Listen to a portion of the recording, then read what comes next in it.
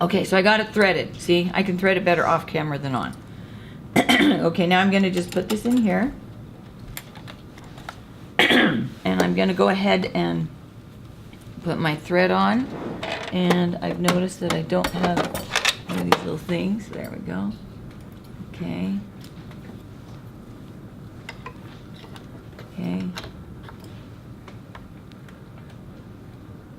That's kind of sticking there. There we go. All right, so I'm going to thread the machine. Okay.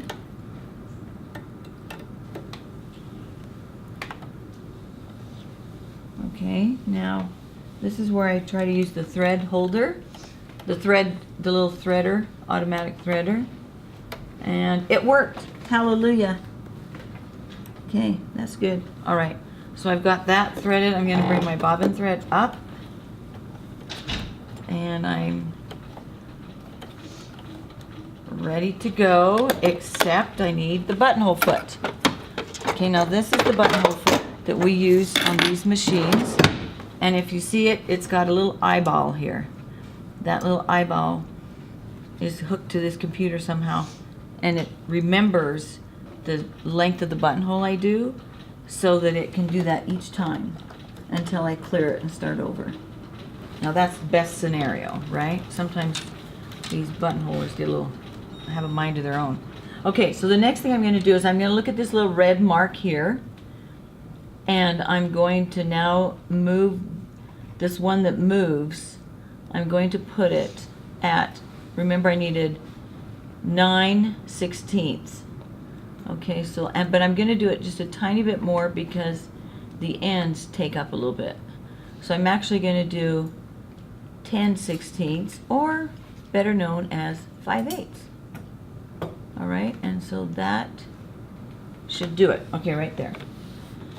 I'm going to do one more practice one on here because the other one I did was on a different machine. So I'm going to push buttonhole, and then I'm going to put this down into my fabric, and I'm going to go ahead and do another trial one just because I just barely set this machine up. One thing is, when you're doing your buttonhole, it moves very slowly. So you think, oh, it's moving so slowly, I don't need to do anything. But you do need to do something. You need to guide it. Otherwise, that buttonhole is going to go boom somewhere else. So you got to make sure that you guide your buttonhole, and you got a little thing in the middle that will show you kind of the middle of the buttonhole.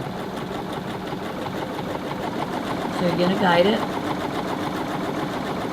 Now, when I get to where my sliding red mark meets my other red mark, then I'm going to stop, and I'm going to push my reverse button once. Don't hold on to it, just push it once. And then this will now go all the way back to the beginning, and then it will go forward. Okay, and you got to make sure it's going forward. I don't think mine's going forward. See, that's what happens sometimes. Great. Wait, is it going forward? It's not going forward. There, now it's going forward. Okay, so, see, problem already. I'm glad I didn't do that on my cup. So what happened is, it got kind of caught up in here, and I'm not sure why. So I'm going to do another one, and until I get this working good, I'm not going to put one on my shirt.